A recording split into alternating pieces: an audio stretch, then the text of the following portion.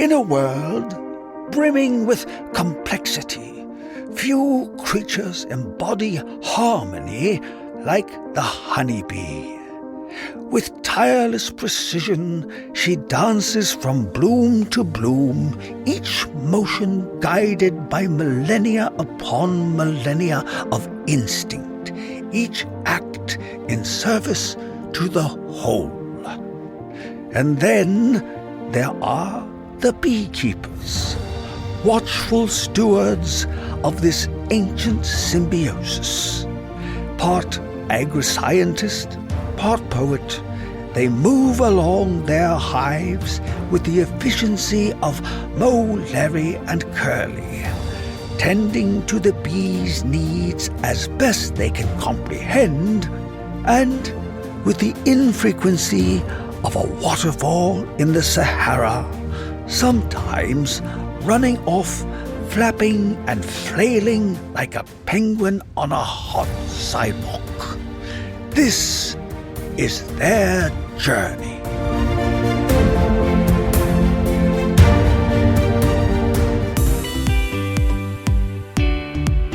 Welcome to Be Love Beekeeping, presented by Mann. A lot of us complain about some of the difficulties in beekeeping. Others put their brains together and do something about it. I'm referring specifically to all of the heavy lifting. And frankly, if you're like me, I admit I don't do my varroa washes as often as I should because it's so difficult lifting the honey supers, maybe 3 of them at 60 pounds each, finding somewhere to put them, eventually putting them back on. There has got to be a better way, and our guest today and his father have figured that one out. First, this week's headline from Arizona about a wild and crazy beekeeping story that unfortunately turned tragic. A pedestrian was fatally struck after a swarm of bees escaped their container and began stinging the driver that was transporting them. This happened on November 8th in Mesa, Arizona in the morning, and according to authorities, the driver was in the process of transporting a swarm of bees when they began to escape their container. The bees quickly spread throughout the cab of the transport vehicle and began aggressively stinging the driver. Sadly, while suffering multiple stings, the driver lost control of the vehicle and struck a pedestrian before crashing into a pole. Unfortunately, the pedestrian lost their life as a result of the accident. The driver was taken to the hospital following the crash and treated for minor injuries. I'm not quite sure what to do with this. I'm just going to let it sit for a minute with the reminder for all of us to think safety first in every aspect of our beekeeping. On a much lighter note, research into the mental well-being impact of being connected with bees is also taking flight. A recent Irish study linked caring for bees with stress reduction, emotional regulation, social correctedness, and a sense of purpose. An Italian study found that it fosters positive emotions, psychological flow, and feelings of amazement. Bees are known for batting well above their weight when it comes to supporting human well-being. We thank them for sustaining our food supply, maintaining biodiversity, and producing ingredients that are used in skincare, medicine, and elsewhere.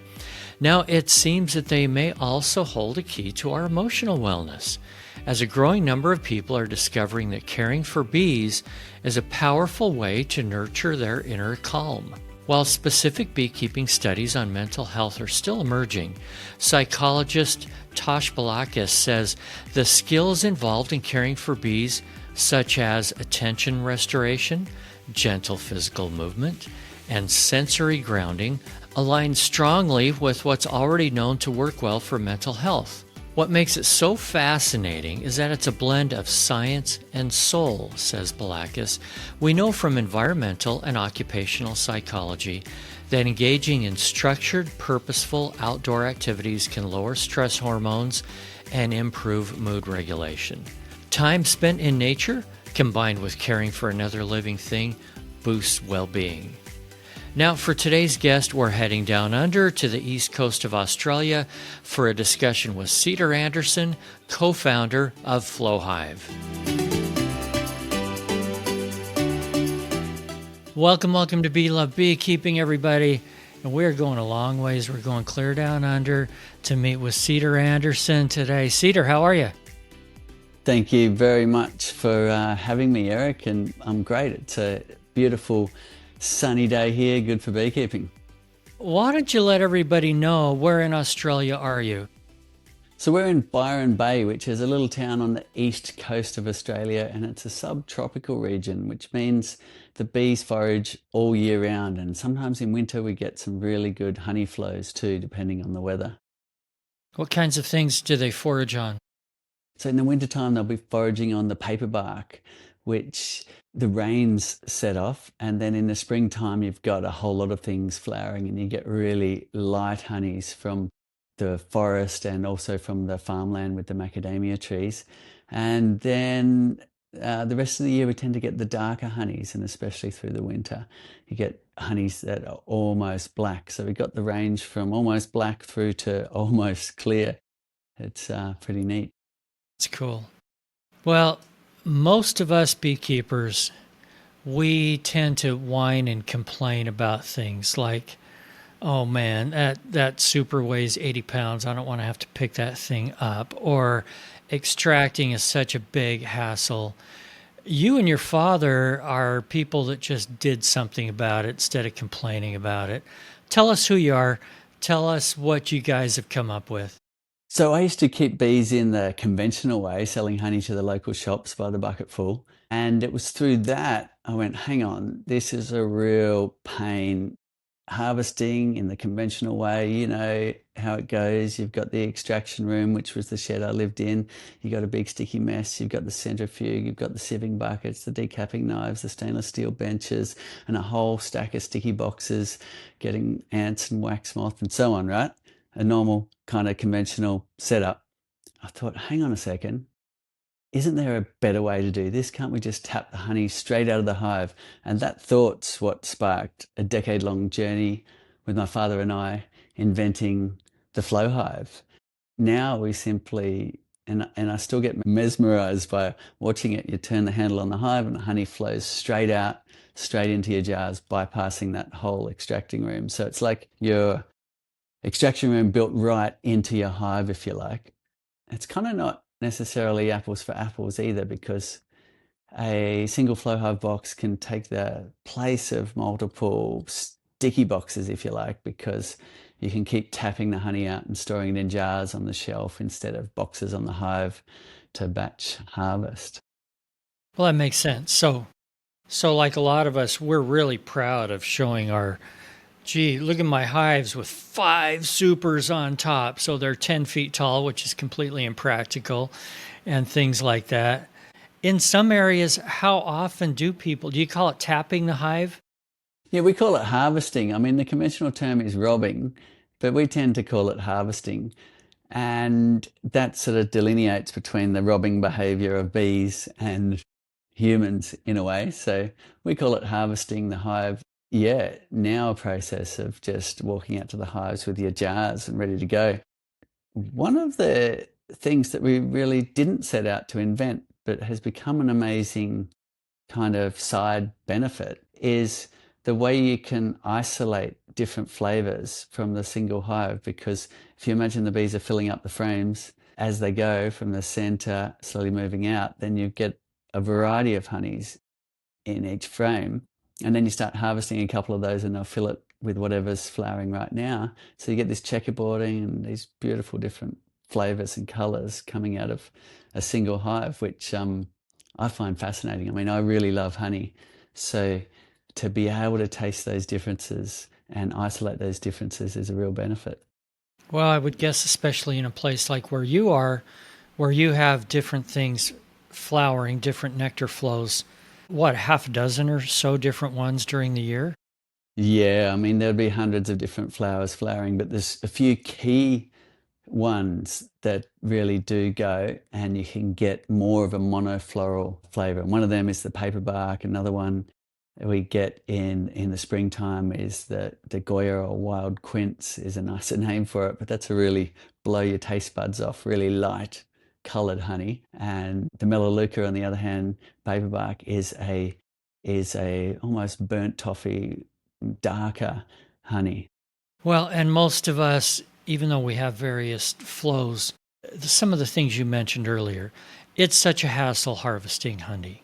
Just the cleanup alone, let alone pulling frames, getting wax cappings off, all that kind of stuff, that we only want to do it once or twice a year. So we end up with what we call wildflower honey because it's just a mixture of everything. But yeah, that would be fun to be able to say, okay, this month we have these fruit trees flowering and I'd like to taste the honey from those. And then next month it's something else. I'd like to taste that. Makes sense. And there's a beautiful little feature where you can actually just harvest part of a frame if you're just curious. And you can even do that even before it's ripe if you want to, just crack the last little cell line and taste that flavor coming in. And to me, that really helps me connect what's flowering as to what honey is being produced and be able to work out which flowers are determining which flavor. Let's talk about Flow Hive for a minute specifically. I like the business side of things, and you guys did a crowdfunding thing that everybody saw. I mean, everybody, even whether you were a beekeeper or not. So congrats on that, because that is not an easy thing to do. To you and your dad, big congratulations on that. Give me just a rough idea. I don't need any sacred information, but about how many Flow Hives have you sold? So it's upwards of 150,000 now to 130 different countries in the world. The US is a very popular place for flow hives, as well as Australia. It's been this, real joy to have a global community. And, I still pinch myself, of course, amazing success for our invention. But this global community that sprung up is something that we've learnt so much from. And every week I spend an hour head to camera answering questions from all over the world. And it's fascinating to hear them coming in from all corners of the globe and have that rich knowledge of beekeeping being shared in a global way. Who do you find mostly are your typical buyers? Is it beginners? Who is it? So we get about half beginners and half existing beekeepers, and we don't get the large scale commercial beekeepers. We tend to get the small scale, what we call boutique honey producers, where you've just got 30 or 40 hives in your yard and you're jarring up your honey and selling it to the local shops and so on. What we find is clever beekeepers will actually market the fact that it's single frame honeys and has this higher flavor retention, which has been proven by universities and things, because the honey hasn't been processed by a whole lot of machinery. It hasn't been mixed with 30 other hives' honeys and so on. So you do get this flavor profile really present. Clever boutique commercial beekeepers are going direct to jar, bypassing the production shed, all of the decapping line, all of that, and even the bottling machine. They're just bottling it right up at the hives and then able to tell that story and not only harvest in an easier way, but also fetch a much higher price for their honey. I don't have one of your Flow Hives yet. I know some people that do that absolutely love them. I also know some people that naively bought them. Okay. And I'm sure you've heard this, and this is no slam on you. This is probably a slam on people not doing their research, but they saw the stuff from your crowdfunding, bought a Flow Hive, set it up, and then in the backyard, and then went, okay, where's the bees and where's my honey? And they didn't realize they had to not only buy bees, but they had to learn how to be a beekeeper. And I think that's something that we need to talk about here, is the Flow Hive doesn't do all your beekeeping for you. There's still a lot that you have to learn. Would you address that? Absolutely, yes. Like any beehive, the bees still need the same care they've always had, and that is different in different regions. So local knowledge is good to know what level of intervention or care you need to give your hive. The Flow Hive invention itself is specific to the honey harvesting, and although we've built more features into the Flow Hive to assist your beekeeping bit, the Flow Hive invention with our flow frames is basically the extraction room built into the hive. And as far as the bees, looking after them, it's much the same as it's always been. So we get a wide variety from people that get totally fanatical about their bees and become amazing beekeepers. And like you say, beekeepers that start and actually don't want to put in the effort to look after their bees. I think that's the same across any kind of beekeeping or hobby pursuit. You get the people that just jump in and don't want to do the learning. You get other people that really do. So what we did about it, because that became very apparent early on. I mean, when we did our crowdfunding, we were expecting existing beekeepers to buy our flow frames. What we found is that most people wanted the whole kit and caboodle of the hive, and at least half of them were new to beekeeping at that moment. So all of a sudden, we realized that we needed to educate.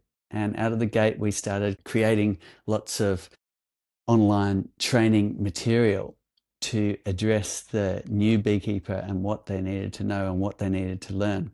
And we've been doing that ever since, creating an enormous amount of training material. Are you a beekeeper who loves sharing tips, asking questions, and showing off your latest honey haul? Then join the Hive, introducing the Mann Lake beekeeping community on Facebook, your new go-to for everything honeybees. Whether you're struggling with mites, trying a new winterization method, or just need to know what that weird thing on your frame is, our group is a supportive, spam-free zone for beginners and pros alike. Stop scrolling through endless forums and connect directly with beekeepers and the professionals at Mann Lake in one buzzing place. We'll put a link to it down in the show notes. Just click over and join up. I also jump in front of the camera an hour still every week, answering questions to anybody who wants to ask. On top of that, we've put a dedicated online training course at thebeekeeper.org with experts from all over the world that have tuned in. So it's not only our knowledge, but a lot of experts from the USA and Europe and so on. That course gets rave reviews and is also an amazing fundraiser for the bees. And we're really proud to support a whole lot of initiatives from funds raised from thebeekeeper.org. So education is super key to our mission, if you like. We're going to put your website down in the show notes. And if you have a special link to that once a week, 1 hour thing, I want to go on there and think up a really hard question for you, okay? Please do, please do. You probably know 100 times more than I do, so I can't stump you, but it'd be fun to try. I'm sure there's some things that are specific to your region that we don't have. But yeah, there's certainly a lot of great questions that come in. By the way, one of the things that I love is that you in all your videos and the people whose flow hives I've seen tend to leave a natural wood look. I assume you're using varnish or oil or something to preserve that wood. I absolutely love that. That just is a beautiful thing. I have one that is a wax dipped, and so it looks like it's varnished of a regular Langstroth hive, and I just love the look of them. It is a beautiful thing to have that natural wood look, and and I think people also like the aesthetic of the peaked roof, and it just looks beautiful in your yard. Yeah, definitely. All right, let's talk seasonality just a little bit. If I have a flow hive and I live in a warm place like where you are, do I leave that flow, do we call it box? Yeah, you can call it a super. Do we leave the flow super on all year? And if I'm in a cold climate, am I taking that off in the winter? So it's common, as you know, in those places that get a long, cold winter to reduce the size of the hive to make it a bit easier on the colony. But what you're doing is you're also juggling honey stores to survive through that time. And if you're way up north, then you may find you need quite a lot of honey stores for your bees to survive. So most people are feeding them up if they need to prior to the long winter. Whether you take the Flow Super off will depend on, I guess, how big your hive is already. If you have just a single brood box and a single super on, you might decide to leave it on so the bees can forage on the remaining honey that's left in it. and stay alive during the winter. However, if you're going to do that, you should remove the queen excluder so that your queen isn't left behind as that cluster moves up and consumes the remaining stores in your flow frames. Now, the flow frames won't be an issue in a really cold winter. They'll be completely fine, so you can choose to leave them on. However, a lot of beekeepers do take the flow super off in those regions because they might have two boxes underneath that, and they decide to reduce it to two box colony. So you've got maybe a double brood, or you might have a brood box and just an ideal on top of it to survive the winter. And local knowledge is key, but you can configure it any way you like. There's no right or wrong. What we find in those really cold regions is that people like perhaps a single brood box, and I might go for the 10 frame size, which we call the Flow 7 because flow frames are a bit wider.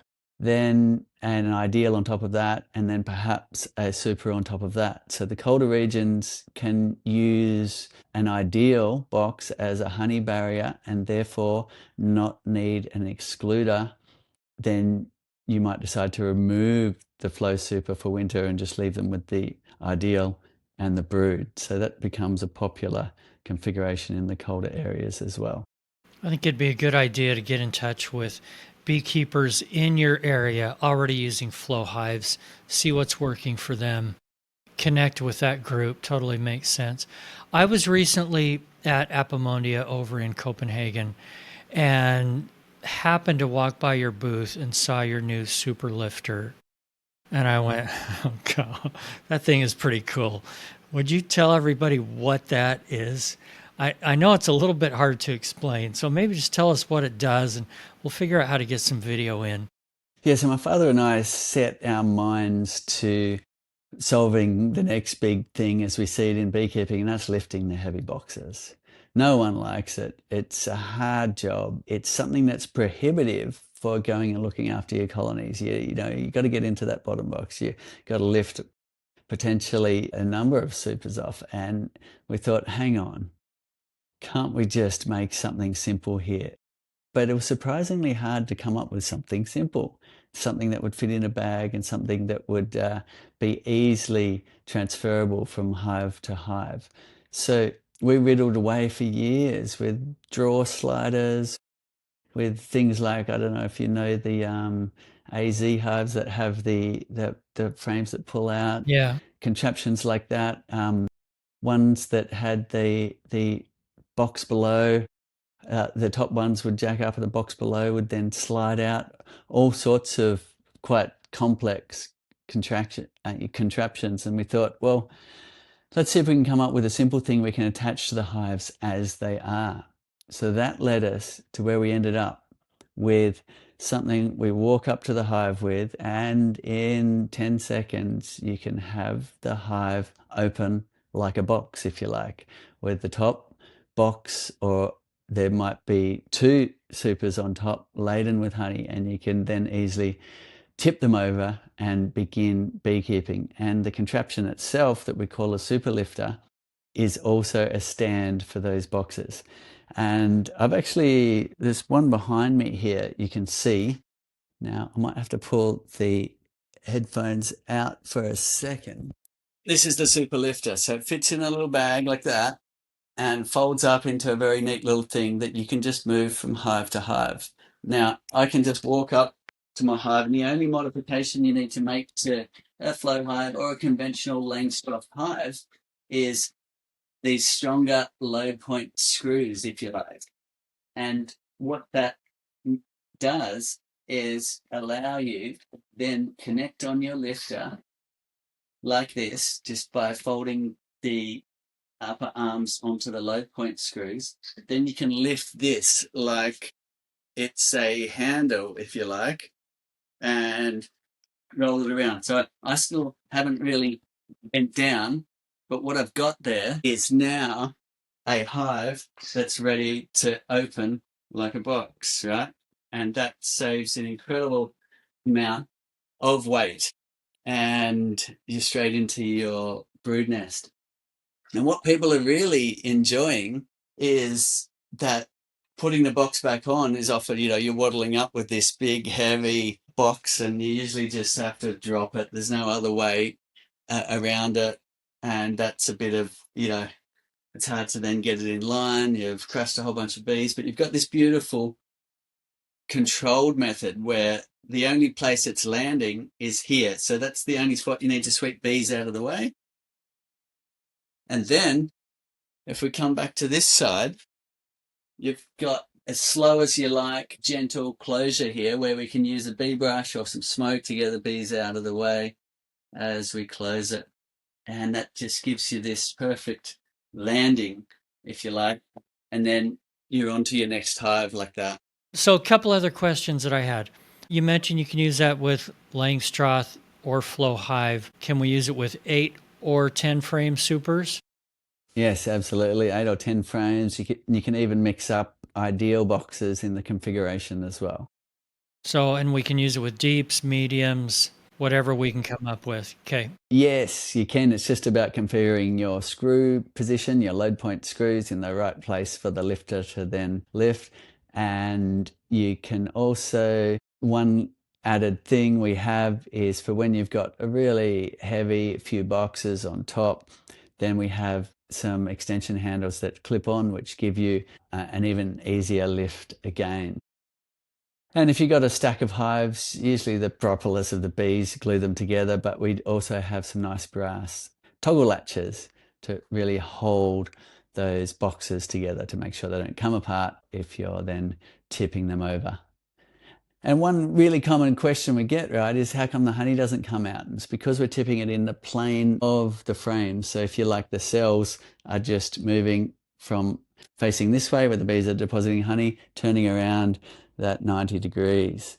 So you don't get any nectar spilling out as you roll that box over. Now, a beginner might also think, well, wait a minute. You're taking that box, you're full of bees, you're turning it up 90 degrees. Do the bees care? Doesn't that bother them? And I can tell you, no, it does not bother them. In fact, it's a good thing to do that sometimes because you want to see underneath those frames. You want to see if any queen cells are being developed under there. There may be honey, propolis, whatever, sticking everything together. So from time to time, it's actually a good thing to do so you can clean that stuff up if you need to. Absolutely, yeah. And the way the contraption makes a nice little stand is great. And we don't find we ever get the bees crossing between the brood box and the super. So we haven't found any issues where the queen's moving from one to the other because we've put a little distance across the brackets from your brood box to your supers. Cedar, you, like everybody that comes on the show, gets the opportunity to tell a fun, wild, and crazy beekeeping story. Have you thought of anything? I warned you a little earlier. I've got plenty of them, actually. It can be more than one. Let's start with one related to the Superlifter. And that's my father and I were doing all sorts of experiments, and we had contraptions on hives, and we're at my place, and the hives are on a slope. I've got 40 hives under a row of trees, but it's sloped there. This is going back 6 years ago, so we're working on this lifter for a long time, actually. And we had 2 10-frame boxes totally laden with honey, a gabled roof on top, full of honey as well. So a lot of weight. And our prototype lifter actually gave way. So you can imagine what happened next. All hell broke loose, and the hive itself fell down, ripped our contraption apart, and continued to roll down the hill. Oh, oh man, I need video of that. And this is when you really wish you had a proper bee suit on. The bees did not like that, and I kept pretty wild bees at the time as well. That was definitely a bit of an inventing moment gone wrong. So what did you learn from it to improve from that prototype to the next one? Yes, we learnt that we needed something that was a stronger mounting point onto the hive, which is why we came up with these load point screws, which are really quite strong, and they're longer than normal screws as well, so they go deep into the timber, enabling a much stronger attachment point. And the lifter itself, it's solid steel, right? It is. It's aluminium, so it's an all metal construction. When you've got that thing set up right, you can jump on it and it's solid. The time when you can get into issues is if you have not attached your brackets properly and you go to do a lift with one side disconnected. So watch out for that. Make sure you set it up right. All right, Cedar, it's been a ton of fun. I need to get down to Australia sometime. We had somebody on the show recently from Kangaroo Island, and he was really entertaining too. And it'd be fun to go see some of these sites down under. Hey, last thing. Tell us, what is it about honeybees and beekeeping that you love? So for me, it's this fascinating learning journey that never stops. You think you know everything when you start out, but in actual fact, it's the other way around. The more you learn, the more there is to learn. So that keeps you pretty engaged all the way. And as you build more knowledge, you have more questions. So it's this beautiful space of curiosity and a never-ending learning journey that keeps going. And I'm learning so much from our amazing global community about bees in every part of the world. The other big thing is really like the way they're intertwined with us as humans and the way that we need enough bees to do our pollination. Otherwise, we lose a lot of food off our supermarket shelves. Humans have taken the honeybee wherever they've gone because they're such extreme little pollinators. In fact, a single hive could pollinate 50 million flowers in a day, and that's just unbelievable. We don't have anything else to replace that function. So it's really important to have enough beekeepers to look after enough bees to keep our whole system going. So that's a really rewarding thing, is to be part of that and be part of a global community doing a function that's so integral to pollination, not only of our agricultural pursuits, but beyond that, to the very matrix of life that we completely depend on. Wow, beautiful. All right. Cedar Anderson, Flow Hive, thank you a ton for being with me today. Thank you very much for having me, Eric. Thanks for joining us on Be Love Beekeeping, presented by Mann. If you like this content, I hope you'll share it with a friend, follow and subscribe to this podcast, and even sign up for our newsletter at BeLoveBeekeeping.com. Also, just a shout out to Vita Bee Health for their support. We appreciate them. Vita's Varroa control range of products includes Apistan, Apigard, and now Viroxan, extended release oxalic acid strips. Thanks, guys. And remember, if you're not just in it for the honey or the money, you're in it for the love. See you next week.